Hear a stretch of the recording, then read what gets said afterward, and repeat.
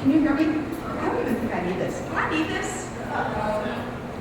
Just ask my kids. They'll say, no, you don't need the microphone, Mom.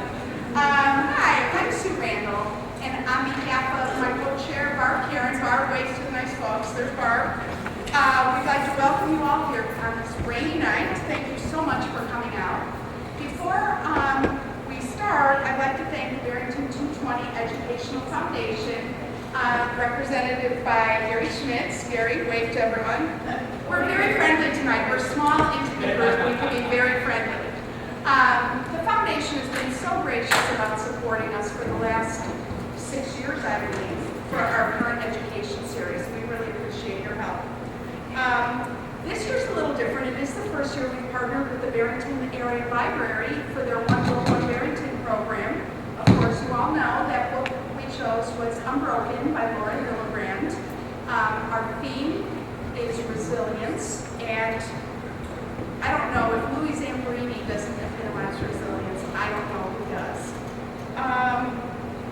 Our speaker tonight, leading our discussion, is going to be Dr. Tim Hall. On this wave thing. Before I tell you more about Tim, though, we want to play a video that appeared on the CBS Sunday morning show. So Tim will, hey Amy. Yes? Can we turn the lights down a little bit? House is full of antiques, including me. So what else do you have here? This is a Japanese copy of the samurai sword that they decapitated it with. 95-year-old Louis Zamperini's home is too little to hold memories of a life so large. There are trophies honoring his athletic accomplishments. Well, these are the 5 torches I carried. So these 5 torches you carried in 5 different Olympic ceremonies. Right. And then there are the souvenirs from the prison camps where he spent 2 years of his life. This is the fork I used. It's a bamboo fork. An old belt buckle he still wears. I'm surprised the Japanese didn't take it away from me because they were short of brass. But Louis Zamperini's story was pretty much ancient history. An elderly man waving in a parade. Until a best-selling book reminded the world of his harrowing tale. His first fame came when he was just a teenager. In 1936, he made the U.S. Olympic team. At 19, he was the youngest qualifier in the 5,000 meters. He didn't win, but Louis Zamperini became a household name, a sports hero. A few years later, the nation was at war. Zamperini was a bombardier in the Army Air Corps. On this very day, 69 years ago, his B-24 crashed into the Pacific. Our number 1 engine, the RPM stopped. This plane was barely flying with 4 motors, and with 2 gone, it just dropped like a rock. And so we hit the motor nose down. I felt like someone hit me in the forehead with a sledgehammer.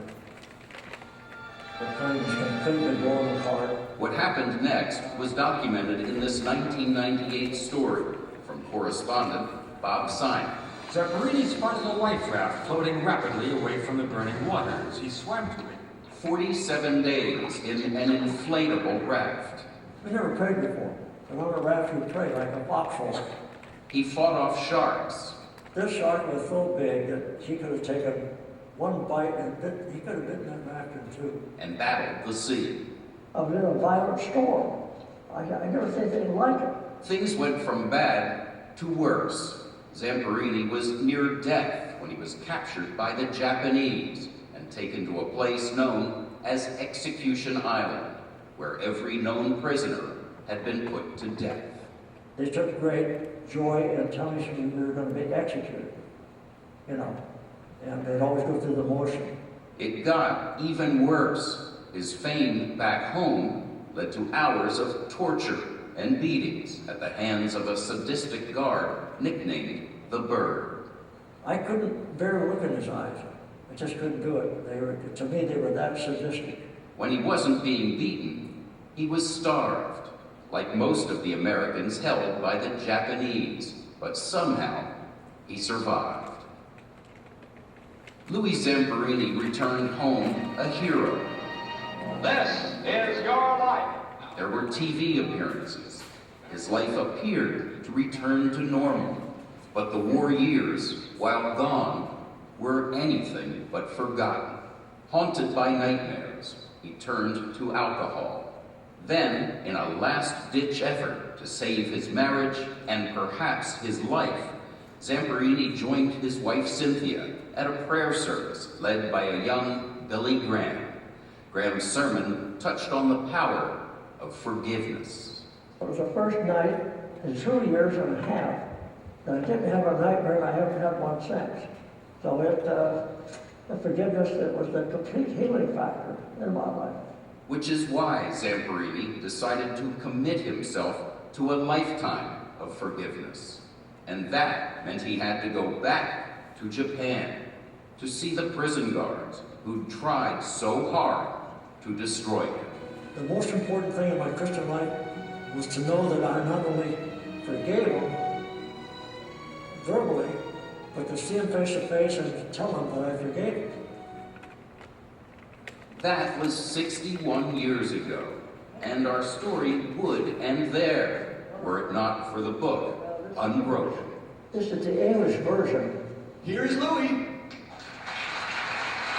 He's become a celebrity all over again. Readers clamor to see him, And I said, no way. to hear him, to applaud his life. When you finished reading that book, what did you think? It put me back in prison. And I had to stop and look out the window to be sure I wasn't back in prison. Did you ever imagine it would be a bestseller? Well, she's a great writer. She is author Laura Hillenbrand. Her last book was the bestseller Seabiscuit. Unbroken took her 7 years to research and write. But in all that time, you may be surprised to learn that the author and the subject of her story never met, not even once. Now, it's real sad. We talk back and forth every week. Well, the research, I mean, details. And even when I would tell her something, she would double check on it. Hillenbrand never met him because she has chronic fatigue syndrome and finds it difficult to leave her home here in this neighborhood of Washington, D.C. So, as Zamperini did, we spoke with her by telephone. Patients often go into times where they are literally unable to get out of bed for weeks or months or years. And it was something that helped me identify with Louis because his story is largely about suffering. Hillenbrand says she thinks not meeting Zamperini actually made her book better. Because when he was telling me his stories, I wasn't looking at a 90-year-old man. I was thinking about a 17-year-old runner or a 26-year-old guy out on a life raft. And I was able to visualize it, I think, a lot better because I wasn't in the room with him. I think it enabled me to tell the story more fully that way. But while Hillenbrand came to know nearly everything about Zamperini, he knew almost nothing about her. When the papers finished her story, I couldn't believe it. The only thing I could do, and I felt was proper, I sent her one of my Purple Hearts, and I said, you deserve this more than I do. Why did you feel she deserved it more than... Well, she's been suffering for 30 years. I suffered for a couple of years. So I'd rather suffer intently for a couple of years than have a long, drawn-out siege like she's going through. Turns out the 45-year-old infirm author and the aging but vital veteran share much more than the past. Laura has said that when times get really tough for her, she calls you. We talk to each other on the phone. Okay, so people say, oh yeah, Lou's my inspiration. Well, I might say that she's my inspiration. When Hillenbrand first sent Zamperini a copy of her book, she sent along this letter. I have before me an example of someone who has overcome superlative hardships and emerged into a life filled with joy has been deeply inspiring to me at a time when I needed it most. I can't wait for you to read my book. I think you'll love it. When we talked with Zamperini, he said he hoped one day to meet Hillenbrand, that he had a message. Well, I don't think we'll tell each other very much except I love you. Not long ago, that hope became a reality. While in Washington, he paid a visit to her home. He told me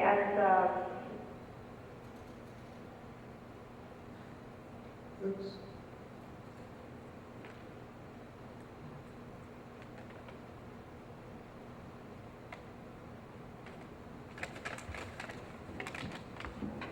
Steve, you want to help? Sure.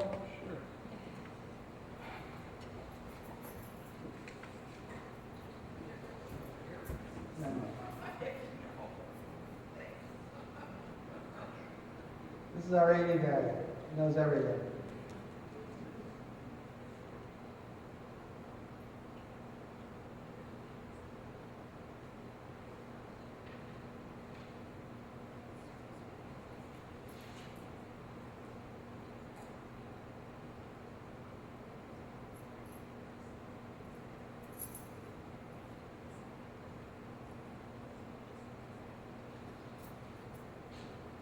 Not long ago, that hope became a reality. While in Washington, he paid a visit to her home. he told me as we were hugging each other and saying goodbye, he said that the book was the crescendo of his life, and he believed he'd lived this long so he could see it written and read. And that was the loveliest thing he's ever said to me. As for Louis Zamperini, he has something to share with all his newfound admirers. You forgave your Japanese enemies. Do you think Americans forgive enough? No, I think that the hardest thing in life, is forgive. Hate is self-destructive. If you hate somebody, you're not hurting the person you hate, you're hurting yourself. And that's a healing. Actually, it's a real healing. Forgiveness. Smoking gave me COPD, which makes it harder and harder for me to breathe. We're not going to show you that. You know, we were fortunate enough to, I was fortunate enough to be able to see Louis Zamperini last spring. He came here to Barrington High School, Rotary organization, I believe, brought him here. And he spoke mainly to the U.S. history classes. My favorite, and he wore the blue jacket, the red hat, the khakis. And then he was on Jay Leno a couple weeks after he was here, and he wore the blue jacket, the red hat, and the khakis. So maybe that's his signature outfit. But my favorite line that he said was, being a Japanese prisoner of war prepared me for 55 years of marriage. He's quite the character. And I look at him, and I just marvel that somebody who has been through what he has been through can be this way. And look how he empathized with Lori Hillenbrand and sent her Purple Heart. So anyway, I want to introduce Dr. Tim Hall to you. He will lead our discussion tonight. I should tell you a little about Tim. He completed his PhD in psychology at Northwestern. Stop me if I get anything wrong. Joined the practices here in Barrington for the group Psych 1. He started there in 1986. But prior to being in full-time private practice, Tim taught here at Barrington High School for 30 years. 31, yeah. That she practiced a little resilience in those 31 years. That makes me pretty old. He taught AP Psychology and Literature. He's been a member of the Barrington community since 1975. And I want to just say a special thank you to Tim. Our Parent Education series has really benefited from his generosity in sharing his expertise. Our very first book, was it 6 years ago, Mark? 6 years ago, was Dr. Madeline Levine's The Price of Privilege. And Tim led a morning line discussion about the book prior to Dr. Levine's visit. In fact, Tim is the person who recommended the book to us in the first place. So thank you for still partnering with us. We really appreciate it. In addition, he's been a member of the Barrington Board of Barrington 220 resilience has probably come into play there. You're done this year. I'm done. You're done. Yep. So anyway, without any further ado, let's give Dr. Holloway.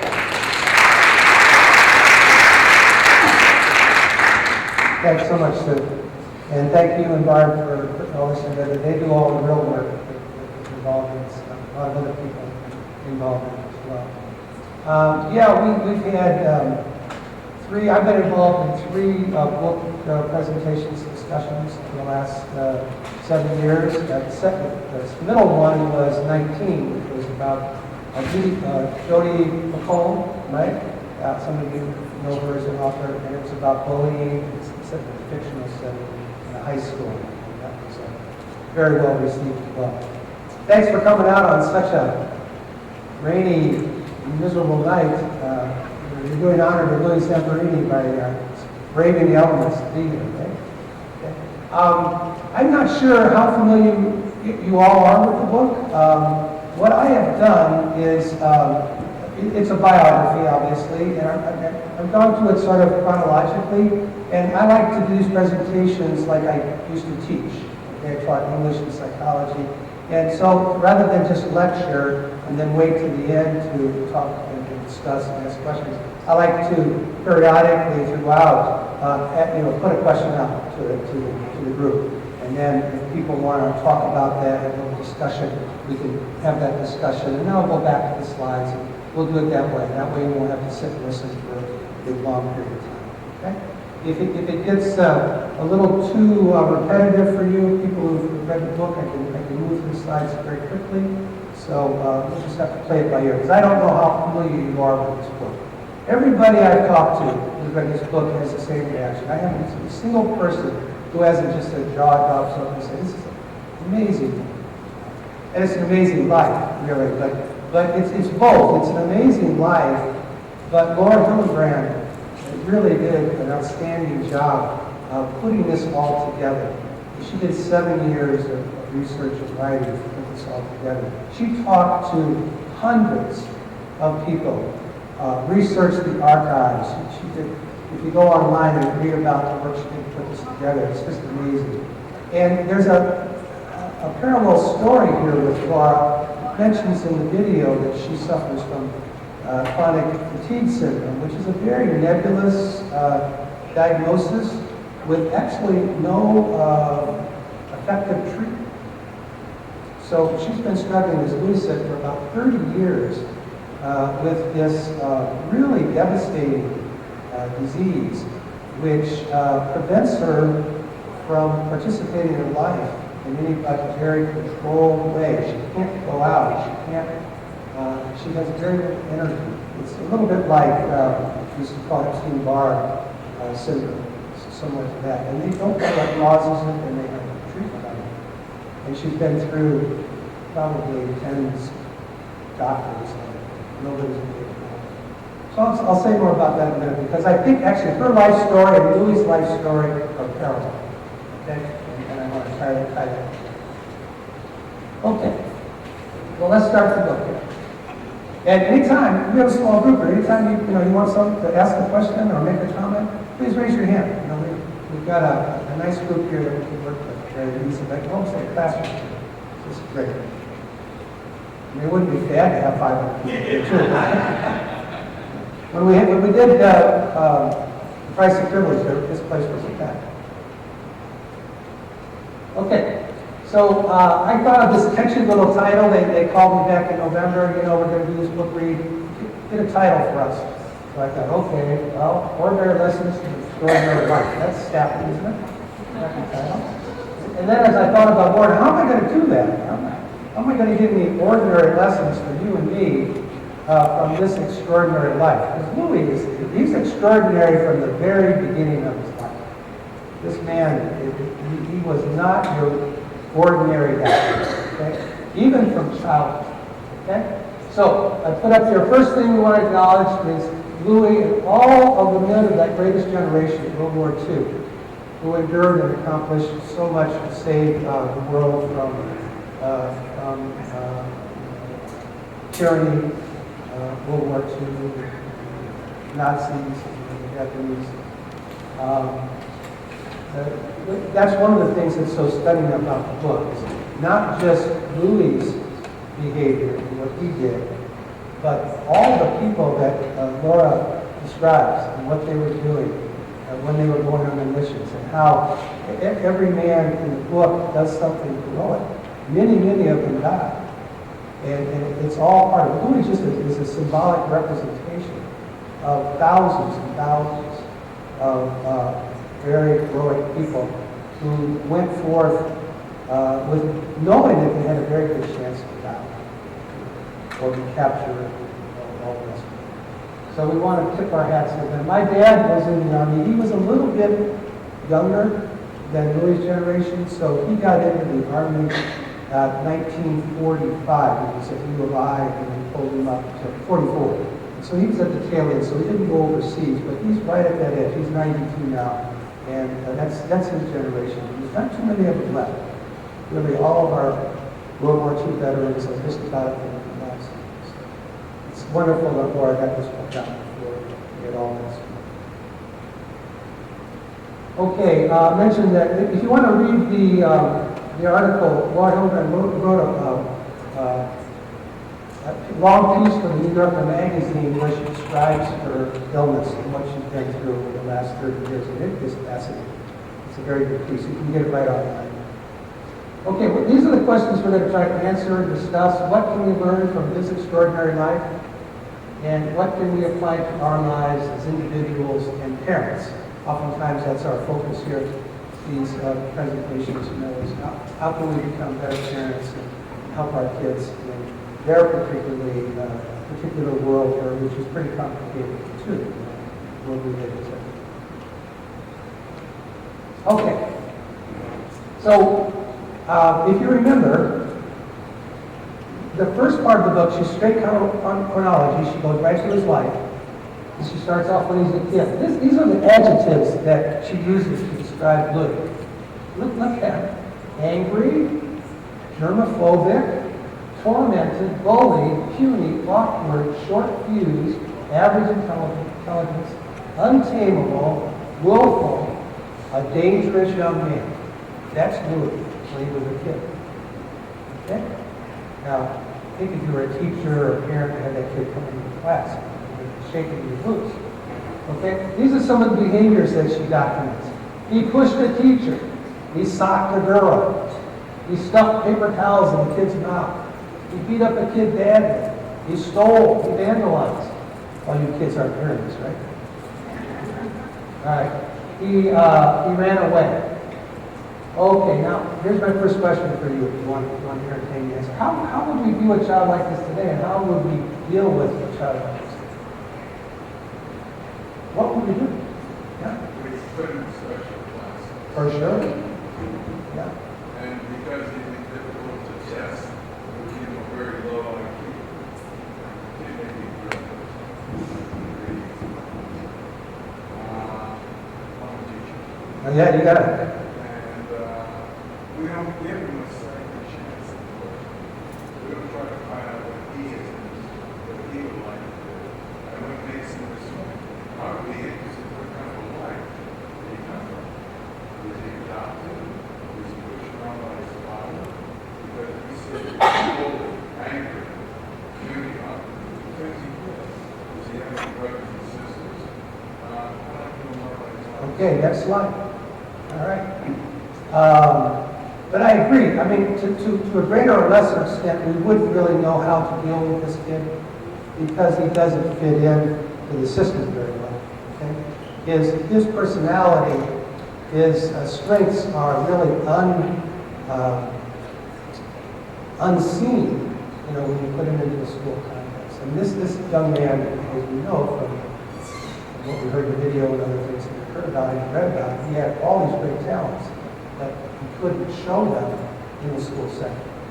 And consequently, he starts acting out. Okay, now this is child rearing in the 1920s. This is everything on this slide is from the book. Okay? So they had grade retention then. Okay? You don't make the grade, you don't advance.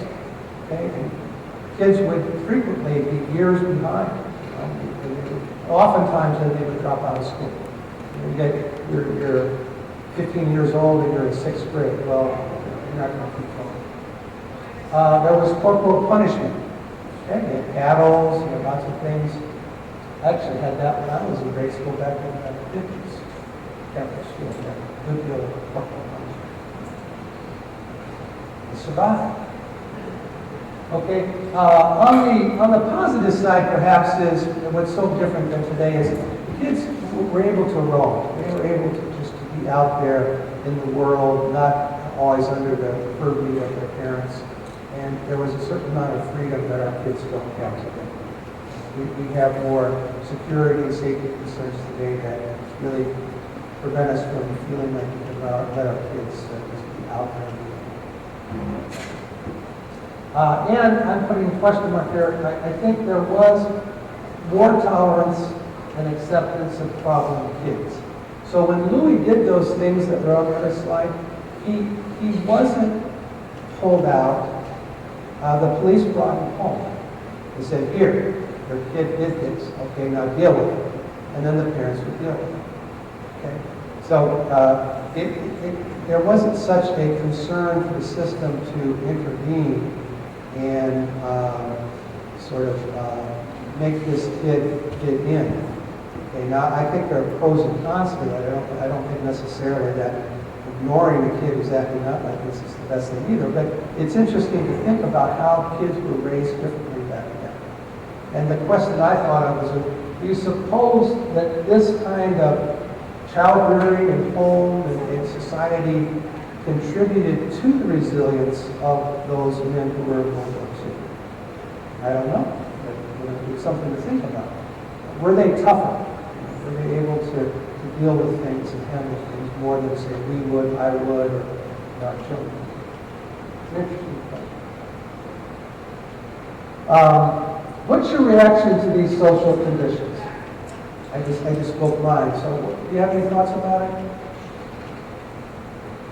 Anybody want to add to that? I don't, yes? I think that's strange to get into without the parents' knowledge or being informed. That ability to grow a little bit and get yourself in trouble and get yourself out of it. Being, while trying to not have your parents find out. It's actually not such a bad thing. There'll be something good out of it, right? Yeah, a certain kind of ingenuity and certain kind of resilience to not let them find out. It kind of forces your character and your thinking to comprehend yourself.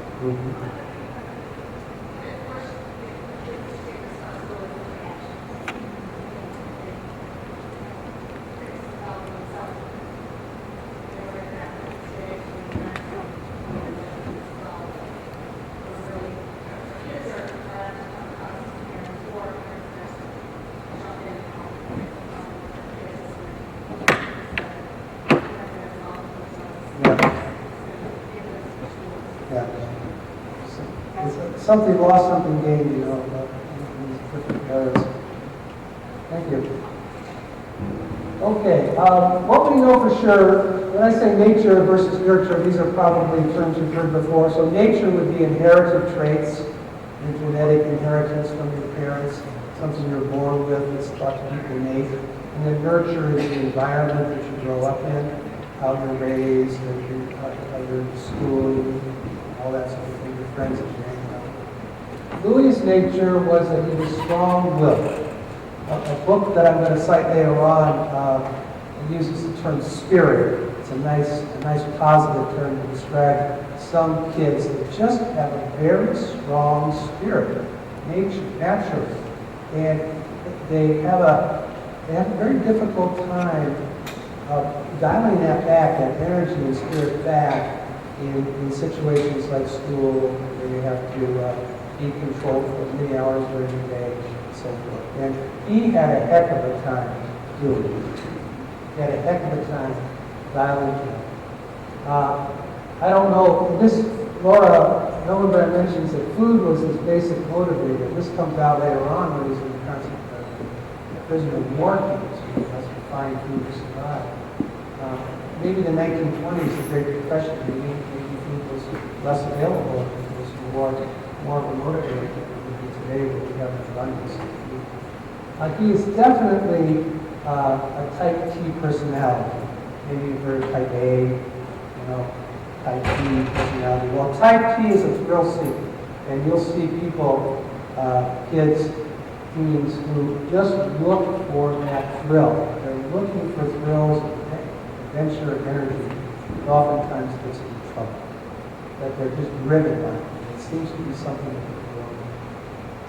And, interestingly enough, this is another little theme that runs through the book. Louis, apparently, according to Lord Hillenbrand, was very much like his mother, who, by the way, was named Louise. So I'll bet you Louise named Louis. Okay? And they were like this. Okay?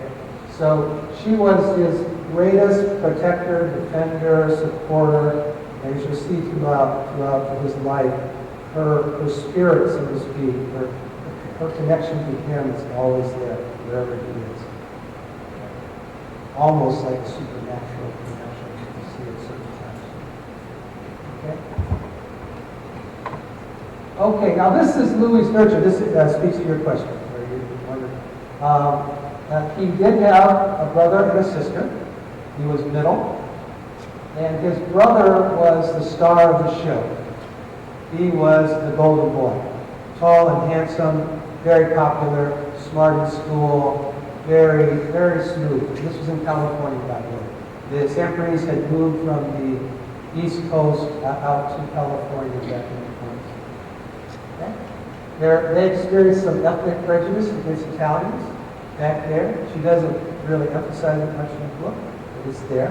So that's something that they had to deal with. That would be some of the bullying that Louis suffered as a kid, because back in those days, if you're an ethnic,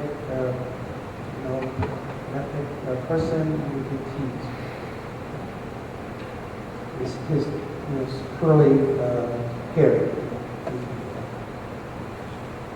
He did get frequent forceful spankings from his dad. Okay? There's very little in the book about his dad, but he was always there, and his dad tried to tame him and had a difficult time. There's clearly an identification between mother and son, which I think is very important. And there's an unwavering availability and loyalty of both his mother and his brother. And you might not expect it. You might think, well, Pete, who's the brother, and Louis would have this sibling rivalry. They wouldn't get along. It actually didn't turn out that way. Pete acted as a big, loving big brother, and always was there to help Louis make his adjustments and promoted him all throughout his life. And the principle back then is let the family deal with it. Okay, keep the social agencies and all that outside. Get my kid home and let them do it. Most great person. Okay, here's Louis' problem. Quotes from the book. He craved attention, but never won it in the form of praise. So he sought it in the form of punishment. It's pretty interesting. Does it make sense? Yeah? You've heard that expression, right? That you're going to get attention one way or another. Right? The worst thing is to be ignored. What's the worst thing? Some kids cannot tolerate that. So if I can't get attention one way, I'm going to act out. I'm going to do something to get the attention that I need. And he did. And then his brother gets Pete. His brother said, if Louis were recognized for doing something right, then he'd turn his life around. Okay? Now, my question: do you ever see this problem in your family or in your classrooms, those of your teachers, or in your community? Do you see this happening? Teachers out there? Sure. Right. It happens quite a bit. And I guess it's not to excuse the behavior. I'm not going to sit here and say, kids ought to act out, cause trouble, do things, vandalize. That's a big thing. But if you understand what's driving it down there, and that understanding can help us deal with these kids in a much better way, help turn them around too. Okay, what was the solution? You know, Louis was a runner. The whole first part of the book is about him being a world-class runner, distance runner. And he had a unique body. There was something about his hips, the way his legs turned out that made his stride very powerful. He was really a prodigy. He picked it up very quickly, and he soon became the fastest high school miler in U.S. history. Back in those days, track and field was a big sport. This is before they had pro football. This is before lots of things that we think of the big sports today. Track and field was really big, so it was the big headlines all throughout the country. People would go to these track meets. That's from the Coliseum out in Los Angeles, essentially, a track and field. So he was a big name. And I love Laura's description. He ran because of it was what his body wished to do. The restiveness, the self-consciousness, the need to oppose disappeared. It turned him around. It made him a hero. It got him lots of attention. He got lots of girlfriends, and he was one of those guys that made the rounds with the girls. He really liked the girls. And he even went to the Olympics, where he was a big success. He supposedly, I don't know if this is actually verified, supposedly shook hands with Hitler and almost won gold, not quite. But interesting enough, when he was in, I guess it was Berlin, he went out and stole things and got collectibles, and he had to get through the police. Saying, where did you get that stuff? And made up stories. But even then, he still had that ornery, devilish side, boundaries. Okay, then big shift in the book. This is like maybe the second quarter of the book, World War II. Okay, I want to stop here and ask you, what was your reaction to the description of the servicemen in the battle, and what was your reaction to the war itself? Those of you who remember the book well, what was your reaction? Anybody? Yes, sir. I was appalled how man-made treatment looked at prisoners of war and how they were treated. Yeah. It's shocking, really, right? The statistics of how many airmen we lost.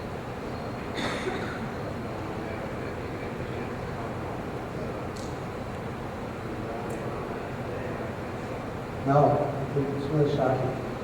In this quote, this wasn't Louis, he's another man quoted, it was awful, awful, awful. He said, with tears 60 years later, if you dig into it, it comes back to you. That's the military. You know, you've heard the expression, war is hell. And it really comes out in this book. That's it.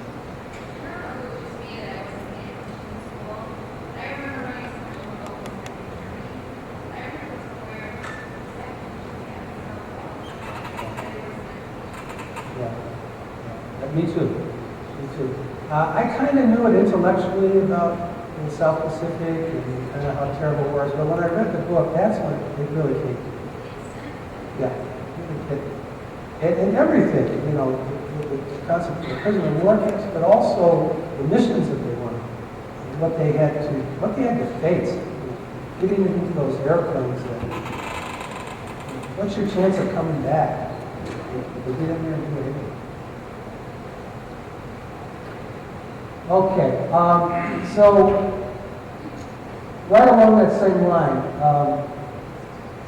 the only thing I can conclude is back, how many years ago is that? 60, almost 70 years ago?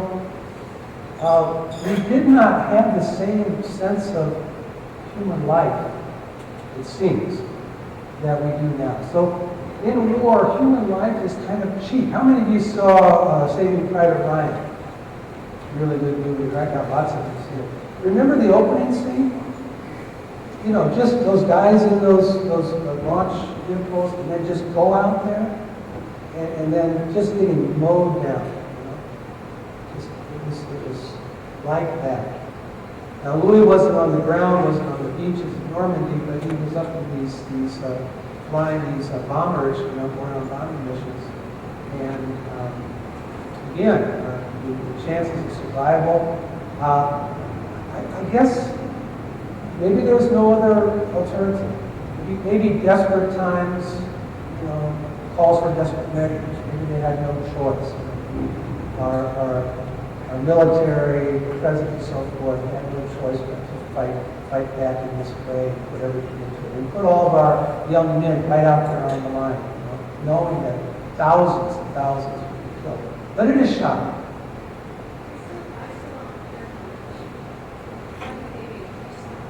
Oh, absolutely. I'll take it out. Right. I just think that it felt to me like it was important. It was a huge sacrifice in every possible way, but the attitude towards the number of fatalities was pretty shocking.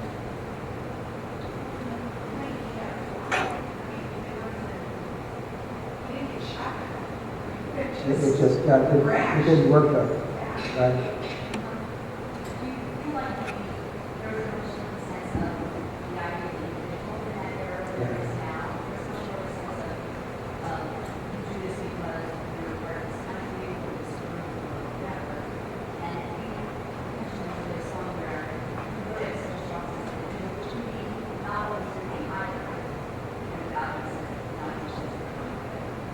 It's a very good point.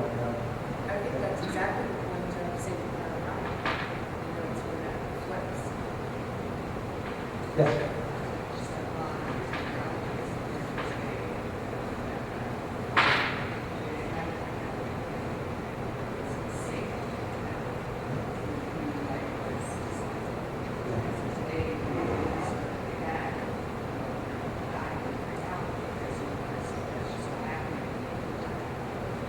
Now we have drones. Right. Yeah. And you know, we had to, in World War II, we had to gear up so quickly, we had to get things going. Of course, you're not going to perfect things immediately. So.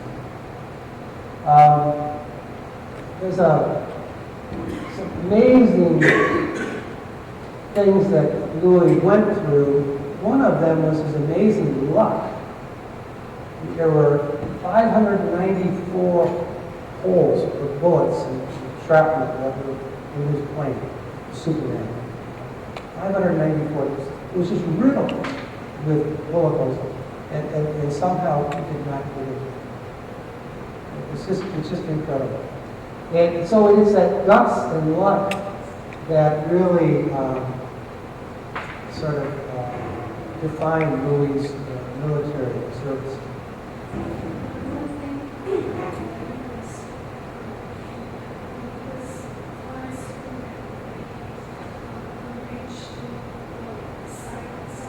Yeah.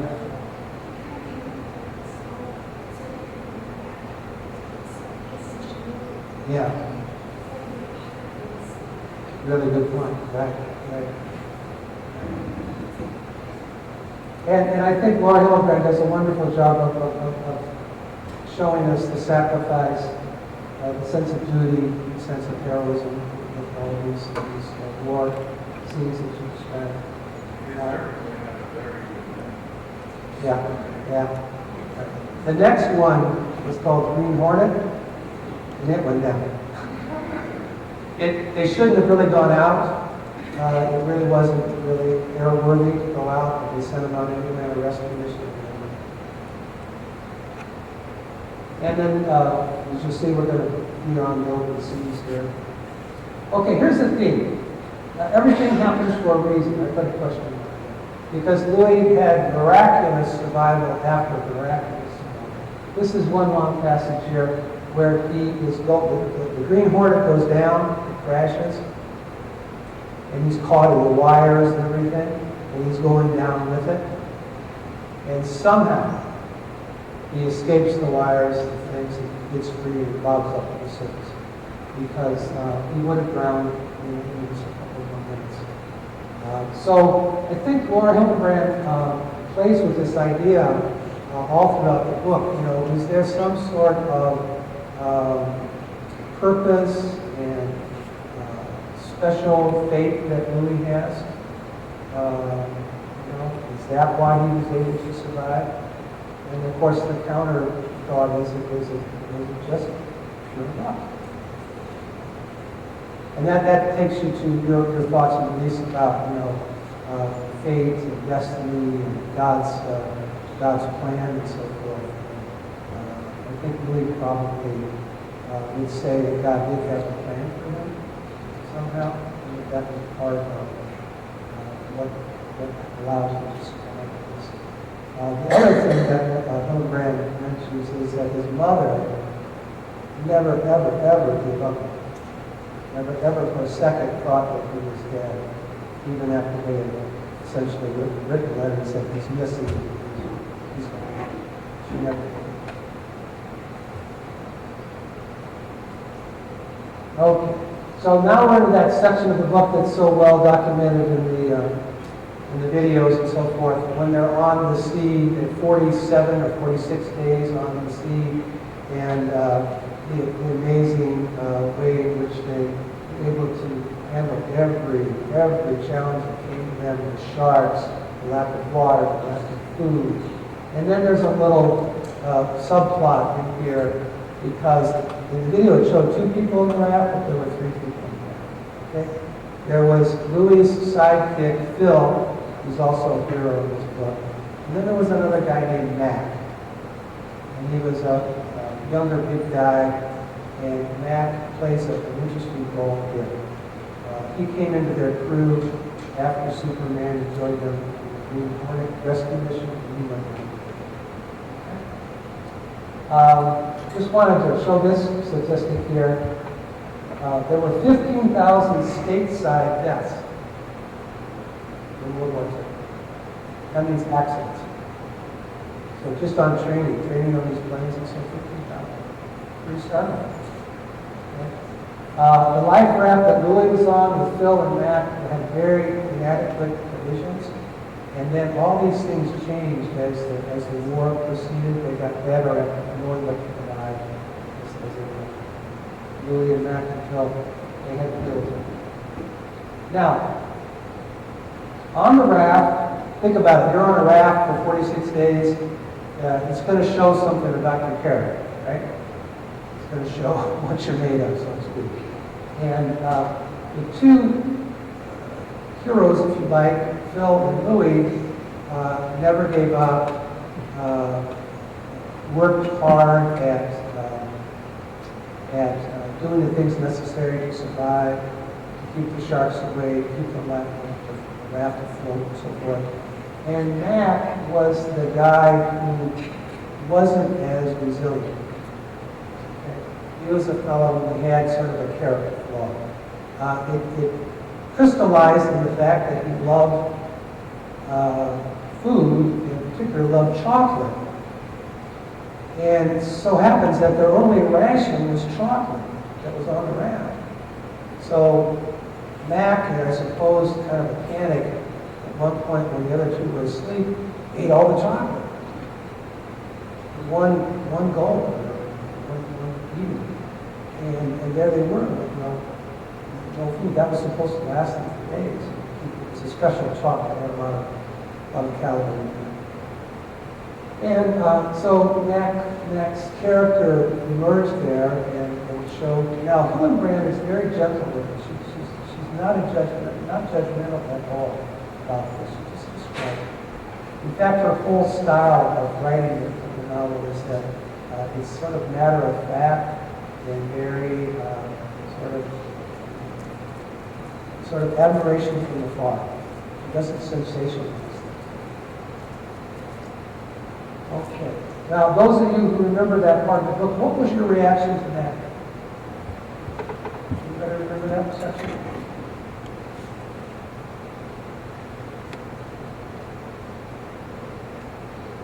Or the other question, what was your reaction to their fight for survival?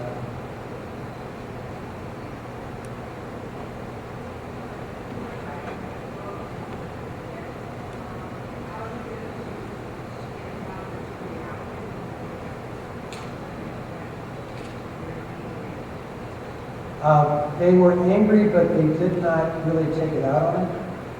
They did not beat him up. They did not curse him. Of course, they were angry, but they were actually very controlled in how they responded. And he did feel guilty. Very guilty. But they were remarkably controlled.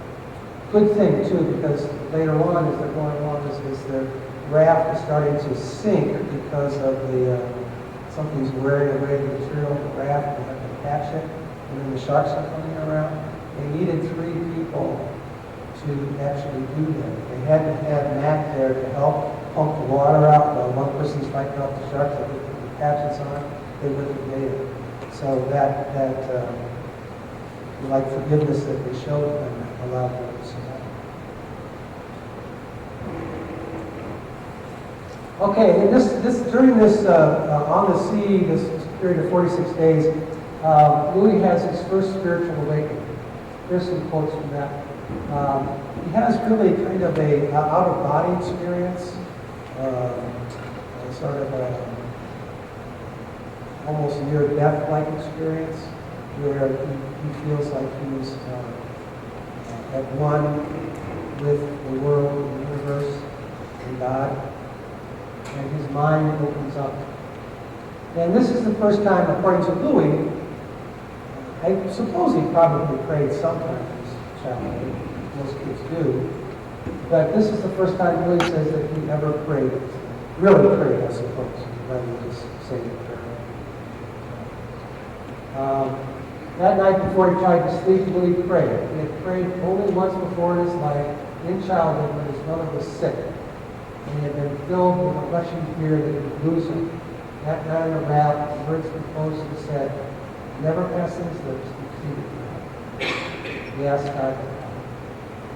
And conversely, somewhere in those jagged days, a fierce conviction came over Louise. She was absolutely certain that her son was saved. Except no, his son. The whole spiritual thing becomes so important in Louis' life. Because if you think of the title, it's Survival, Resilience, and Redemption. That third adjective. Unfortunately, I have read the book, I know it book. But it seems he's not so concerned what's going to happen to him as he is with his life. Yeah.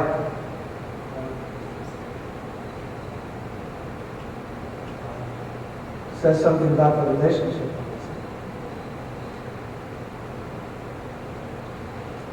Okay. This is what they had to deal with. I mentioned that Mac had to help them to survive, and they did survive. Yeah, they survived. Guess where they ended up? They floated some 2,000 miles. Where do you think they ended up? Not in Japan, but on an island occupied by Japanese. So, you know, it's like, okay, now we can get rescued. Oh, yeah, here we are, going to the prisoner of war.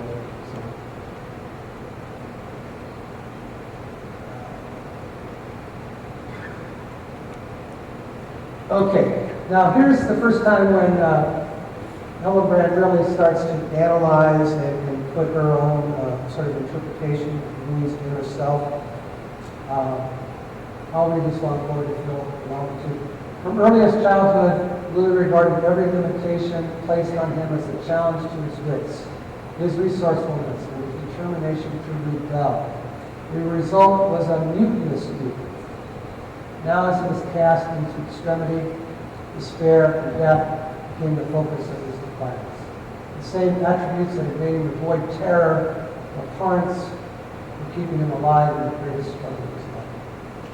So there's the irony in that sense of he probably would not have been able to survive this had he had information. He was indomitable.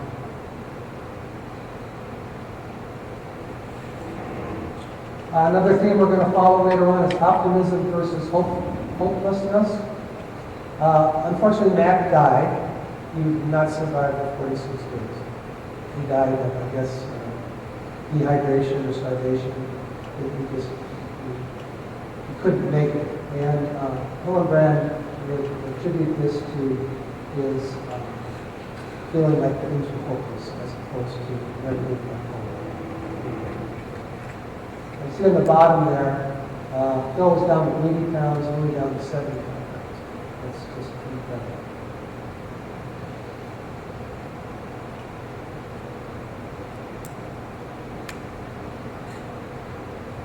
Okay, I'm going to speed up a little bit here. Okay, now this is the part 3 of the book.